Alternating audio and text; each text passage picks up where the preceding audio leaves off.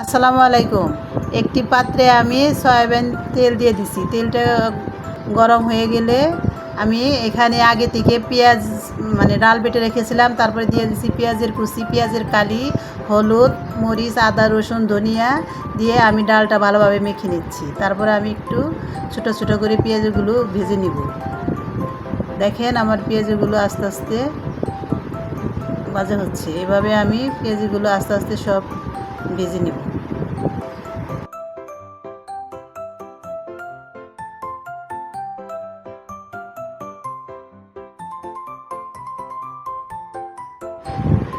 দেখেন আমার পেঁয়াজগুলো ভাজা প্রায় হয়ে গেছে। এখন আমি একটু পরে পেঁয়াজগুলো নামিয়ে নেব। পেঁয়াজগুলো প্রায় ভাজা হয়ে গেছে। এখন আমি পেঁয়াজগুলো একটি পাত্রে নামিয়ে নিলাম। গরমের দিনে আমি এখন খাবো পানি ভাতের সাথে কাঁচামরিচ, পেঁয়াজ আর পেঁয়াজি ভাজা। খেতে অসাধারণ। আপনারা সবাই একবার বানিয়ে খেয়ে দেখবেন কত সুস্বাদু। সবাই ভালো থাকবেন। আল্লাহ হাফেজ।